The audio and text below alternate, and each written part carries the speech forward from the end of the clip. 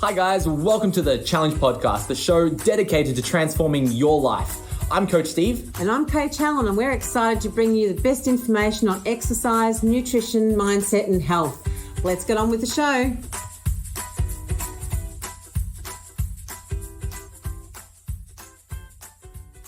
What's up guys, welcome to another episode of the Challenge Podcast. Today with me, I'm joined with DallOglio. Di, welcome to the Challenge Podcast. Hi, Steve. Thanks for having me. Di, I'm so excited to spend the next half an hour or so chatting to you all about fitness and health. But would you like to start by giving us a little bit of an introduction about you? You know, tell us where you're from, what you do for work, and how you're involved in the fitness and health industry. Okay, cool. So I live in Emerald, Victoria, and I live up there with my family. So my husband and my 3 children. So they are 19, 16, and 13. I've been living in Emerald for about 20 years, and prior to that, I lived in Melbourne, and prior to that, I grew up in the country. So I've been involved in fitness since 1993, which is more than half my life. I started as an aerobics instructor, and then I ended up working in managers' positions for the YMCA. I quickly determined that I wanted to kind of do something for myself. I didn't want to be a personal trainer. I wanted to do something that was a little bit different from that.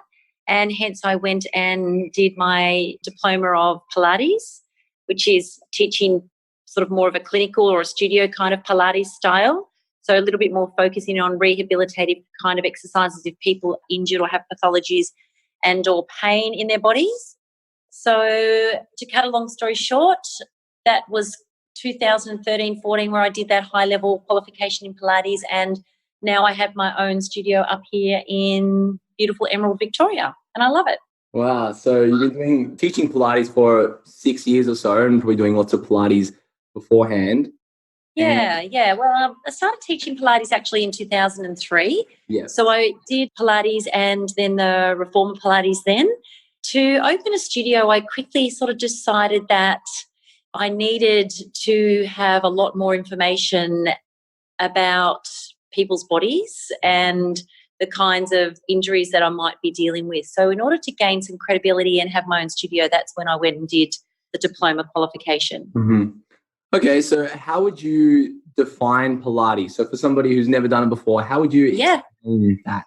Okay, so first of all, what I always do when people ask me what Pilates is, I'll actually start by explaining that Pilates is actually a person.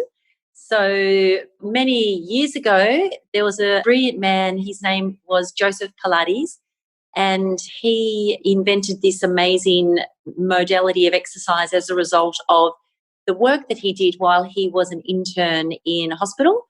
He would see people that had been very injured in the wars and kind of got the springs out from underneath the mattresses and asked them to do some movements and use the springs to help them become more mobile. And then he moved to New York not long after that. He was then sanctioned by a few dancers to really help with their rehabilitation as they were injured. And hence the Pilates method was born from there. So that's where it's originated from. So Pilates is a way of exercising your body that involves increasing mobility, strength, and the centering muscles of the body, so into the core muscles. And it really is more of a thinking and feeling way of exercise rather than doing. It feels amazing. It will make you have great posture. It will make you feel taller, leaner, more flexible. And the most important thing is I find is it makes people feel young and gives them that real energetic spring in their step. An energetic spring. Now, when you talked about Pilates, you kind of mentioned how it was almost like a philosophy of movement. Would you say that it's a set series of exercise movements, or is it an idea of thinking about movement? It's an idea of thinking about movement. So the repertoire in Pilates is really endless and very individualized depending on what the clients need for their particular bodies. Mm-hmm. And then we would work out, well, what is the best way to move that particular part of that body safely and in a rehabilitative kind of way. For example, the shoulder joints, the hip joints, the back joints. Mm-hmm. So sometimes people have injuries or pathologies in their bodies, and we still want to maintain the mobility there and get the best possible strength around those structures and restore function and movement back to the bodies. So it's not kind of like a prescriptive kind of like sets and reps, like now we do this, now we do that. There might be, let's try this. How does it feel? Are we getting increased range of movement? Checking in with pain levels with our clients. And, yeah, really a sort of highly communicative way of teaching our clients how to move well. Yeah. Now, you know this, Di, but probably people listening to this don't know this. I'm a Pilates instructor as well, and I did a lot of my training with you, Di. And I guess a lot of the people that we've worked with in the past usually ask that question, like, what's the difference between yoga and Pilates? And a lot of the times people want to know the differences, even though there's lots of similarities. Would you say that there's a difference between yoga and Pilates? Yeah, for sure. So with Pilates, like, we often really work with the precision of the movement and in alignment. So I'm also a yoga teacher as well. So I've done my yoga teacher training. Now with yoga, it's really about connecting with your breath and moving with the breath. So the poses in yoga they are just one limb of yoga. So yoga is also about breathing, it's about meditation, energy. So the poses are kind of like the meditation in motion in yoga. And we want to kind of get into like a flow state with yoga and really just feel and breathe. And, I wouldn't say it doesn't matter if the poses are not particularly right, but there's a little bit more leniency, I guess, in terms of like just feeling your way into the poses and the poses being felt differently in everybody's body. Whereas in Pilates, if we want to, for example, have somebody with good alignment through their hips, knees and ankles, then the teachers will certainly ensure that that is actually the case with the clients. Maybe that's one of the differences between the two. Pilates is quite possibly a little bit more strength-based and feeling into the muscles, and yoga is probably more flowing through the work. So Pilates maybe have a little bit more of a strength component to it, and yoga quite possibly a little bit more flexibility, and the stretches are held for longer. I hope that makes sense. Yeah, it does. It does. Now, I want to take you back to 2003 when you first started teaching Pilates. And I guess the question is, why did you start teaching Pilates? Like, why did you fall in love with Pilates? What was it about Pilates that you loved? Okay. So what I loved about it at the time was it seemed to be a new movement that was coming onto the fitness scene. So it was, I guess, at the point in time at 2003 for me, it was this new thing that the club that I was working for at the time wanted to introduce. So therefore, I was not only curious about wanting to become a Pilates teacher, but I was also having to kind of keep up with the trends of what is happening next into the fitness industry. So I went along and I did the training, and it really blew my mind, and I loved it. And I felt like that this might have been the missing piece that I didn't even know what was missing until I found it, that some of the work that I was doing was lacking. So it really brought together dynamics of movement, functional movement, flexibility, feeling the systems of the body and not just feeling the muscles. So it was a more of a holistic approach of the whole human body rather than just maybe just the musculoskeletal system that I had been a little limited into. So once my mind started getting into that realm, then I felt like it had opened Pandora's box, and I just wanted to learn more and more and more. And that's one of the great things about Pilates is no matter how long I've been doing it for, I still am able to learn new things and experience a new sensation in my body. And it never stops being inspiring to me in that way. Yeah. I've got a little story, and I think I've told you this one before. Yeah. I come from a weightlifting background, and when I first got introduced to clinical Pilates, which we learned mainly because of clinical reasons with uni, I found that I gave weightlifting a bit of a break, really delved into Pilates. And then once I got back into weightlifting, I was much stronger. And I don't know if it was because I had a stronger, quote, core or better, quote, alignment, or maybe I just felt my body more. But I had lots of that skill transfer where I became stronger because I tried something new. Did you experience something like that when you first started doing Pilates? Definitely. I absolutely 100% did. So with my role at the time, which was group fitness manager. So I was teaching lots of classes and actually feeling quite burnt out. And when I started doing Pilates, and like you said, also the clinical or the studio style of Pilates, I felt like I could go all day. And I felt like I had complete muscle balance, like back to front, left to right, cut in half. And I could feel that my muscles were getting stronger and there was less of this tired feeling, particularly into the joints of my body. So that was really amazing for me because I felt like I was, at that point in time, I was probably in my early 40s and thinking, oh, I'm getting too old. And whereas now I've just turned 51 and I feel better than what I felt when I was in my 30s, in my 20s. I feel taller, I feel stronger, and I never feel limited about what I can do. Mm-hmm. So if I want to do weightlifting, I can. If I want to do horse riding or surfing or running, I can just get up and do it.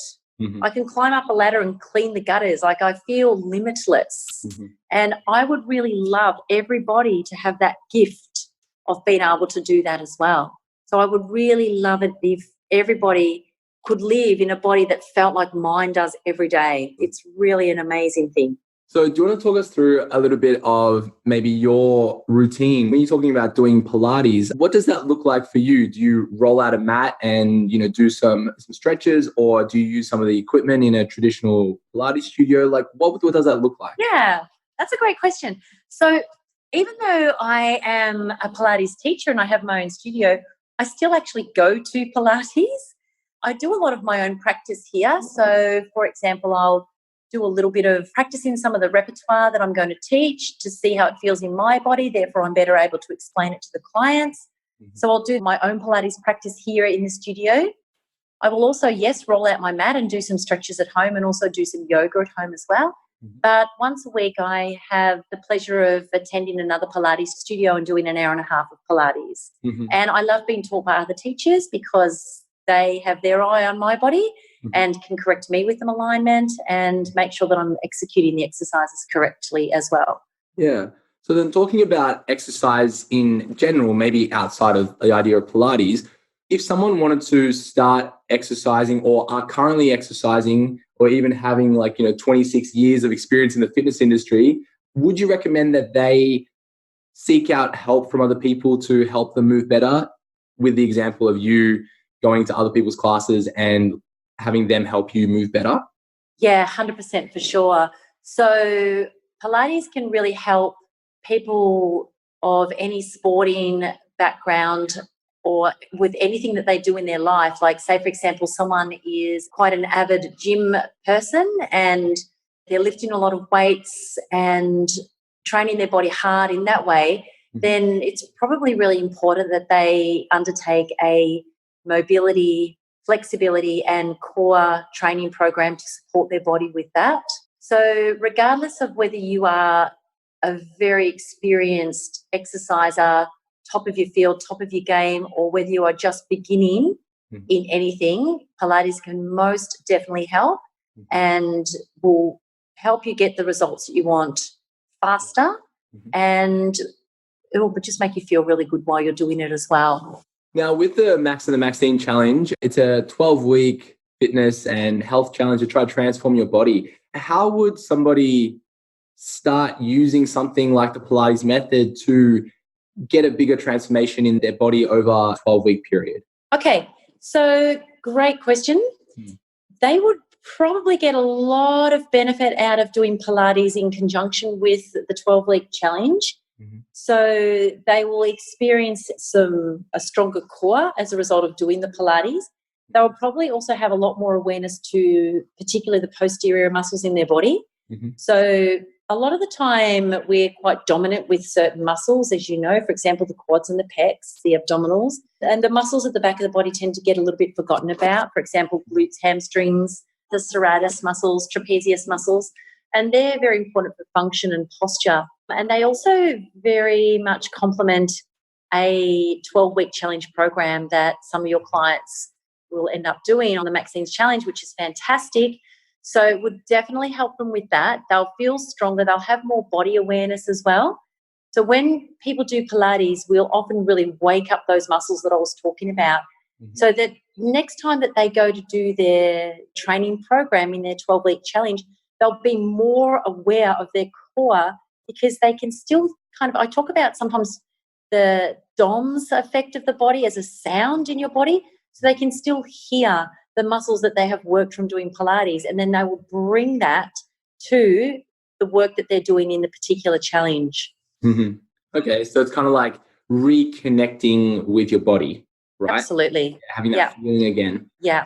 One of the most interesting experiences I had was outside of Pilates. It was when I was doing my bodybuilding competition, and I spent a lot of time flexing, right? Trying to do the poses. And what I found after that was I had a much better control of different muscle groups and being able to control them independently. Is that something that people could maybe start with if they have no idea about body awareness, like, trying to squeeze one muscle, relax a muscle? Yeah, definitely. So the posing that's done in the bodybuilding is really about, I guess, mind to muscle connection.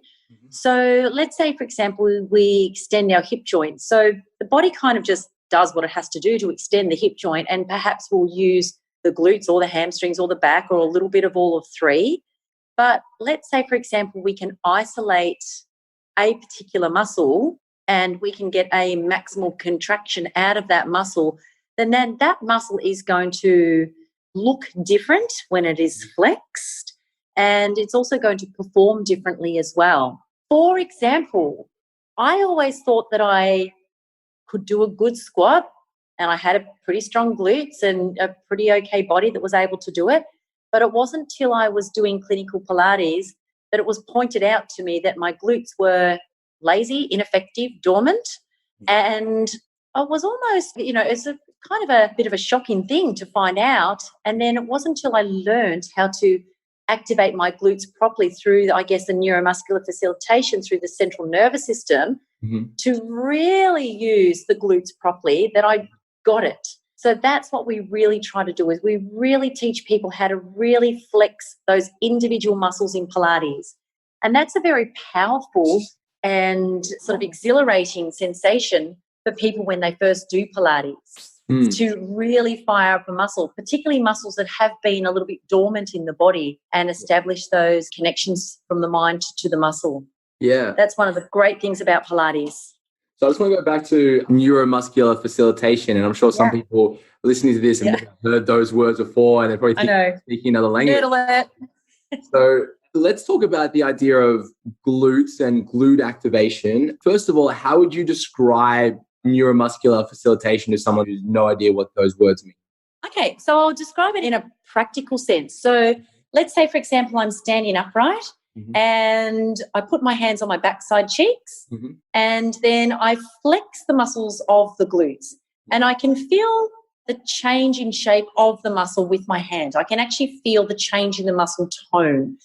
So I might be let's say I've got a potential of doing that, say 10 out of 10 potential. So when I first start, if I haven't really worked my glutes for a long time, or I haven't thought about it, I've been sitting on them for a while, when I first start, that might feel quite weak and almost sometimes impossible. But the more I do it, the more I start to feel not only the muscle becoming a slightly different shape under my hand each time I activate the glute muscles, but the feeling and the sensation of that muscle contraction coming back to the brain feels stronger.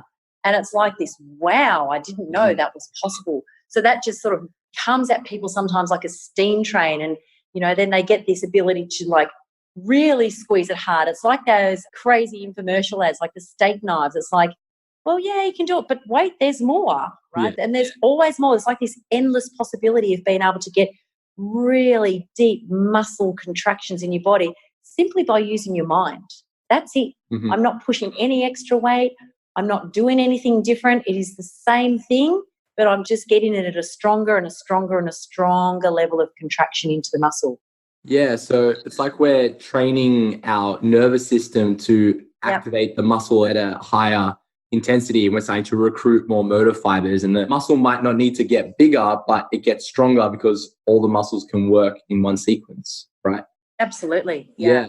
So what would be the best way or the easiest way for someone to train that? You know, you talked about using your hand as feedback. Would you recommend like a feedback system like that to feel the muscle contract? Yep, definitely.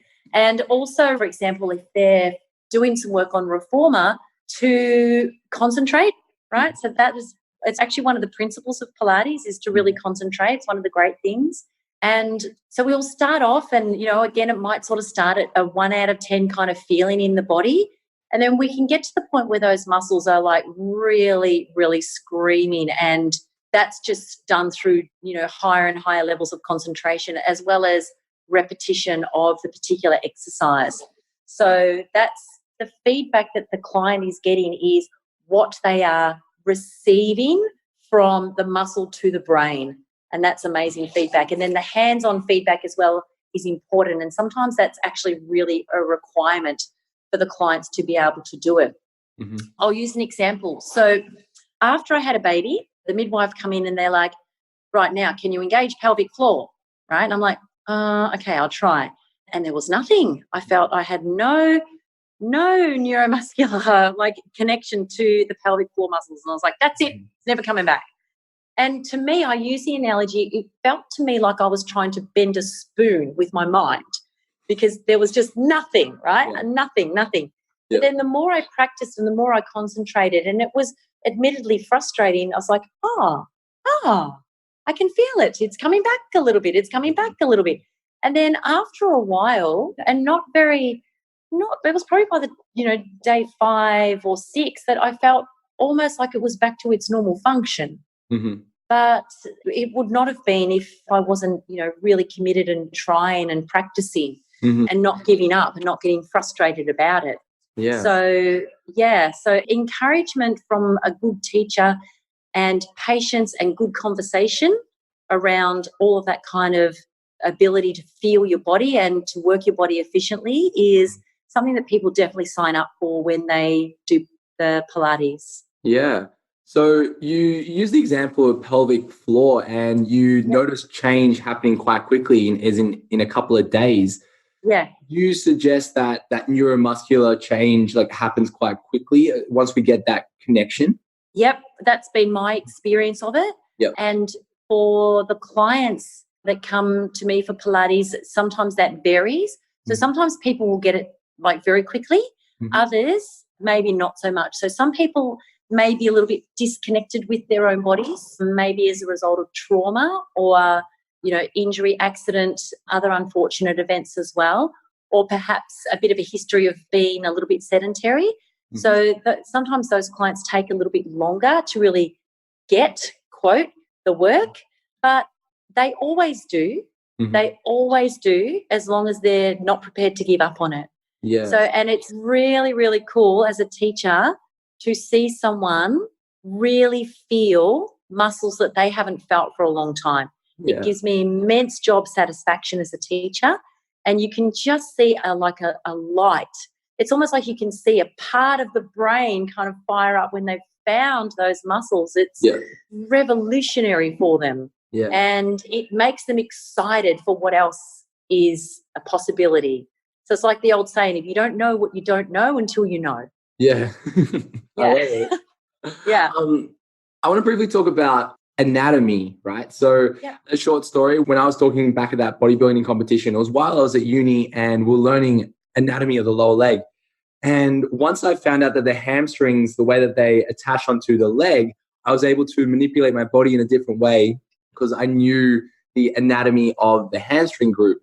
So my question to you is, how important do you think, you know, a basic understanding of the anatomy of the body is to developing that neuromuscular connection? 100% is very, very important to know that.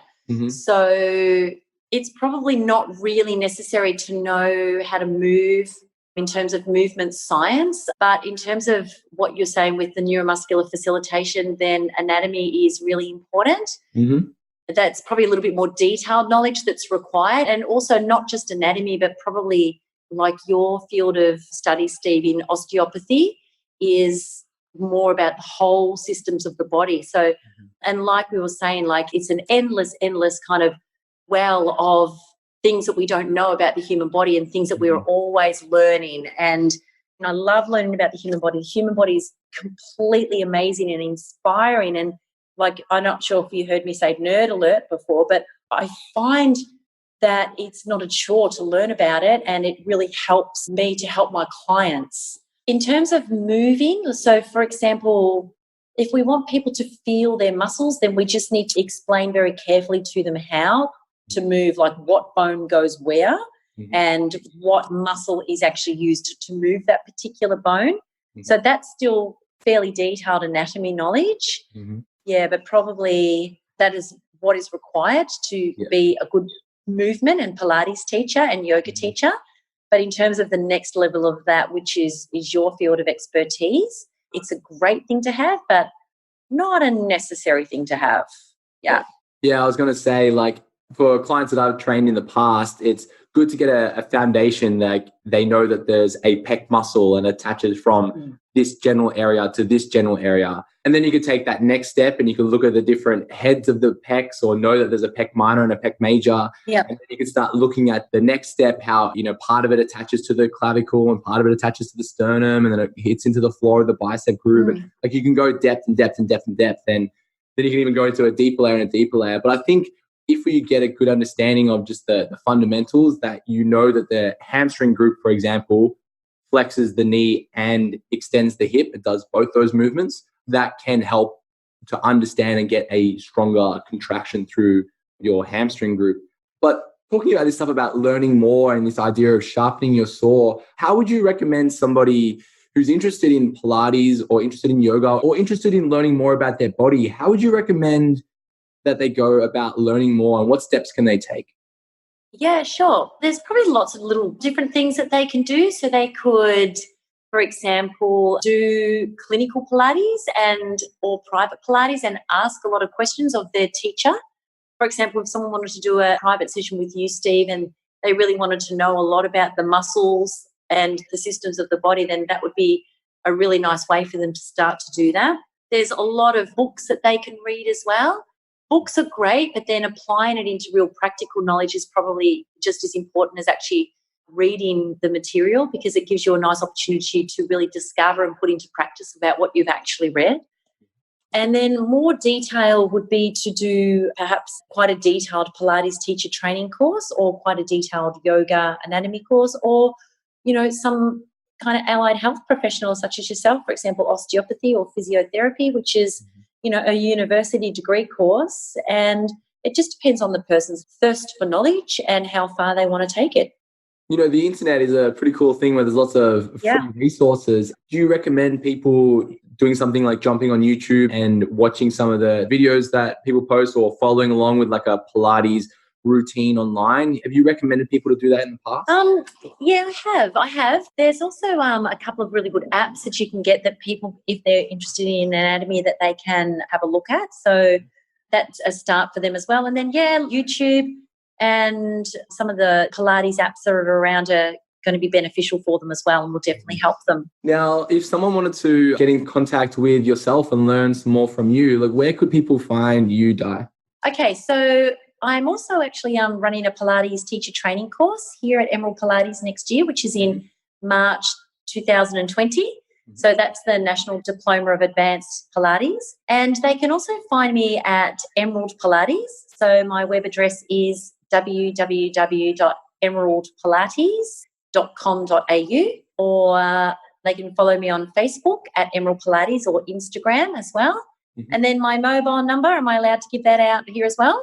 If you want to, yeah. Yeah, definitely. It's 0407 049 478, or they can also email me on info@Emerald Pilates. So it's EMERALDPILATES.com.au.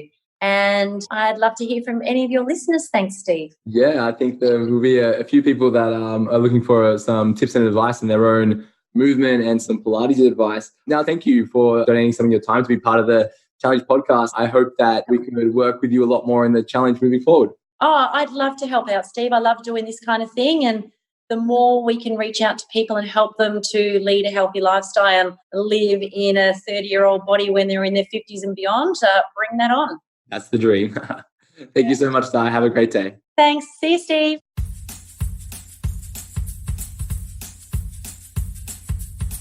Thanks for listening, guys. If you like the show, share it with a friend or leave us a review on iTunes to help us spread the good word. See you next time.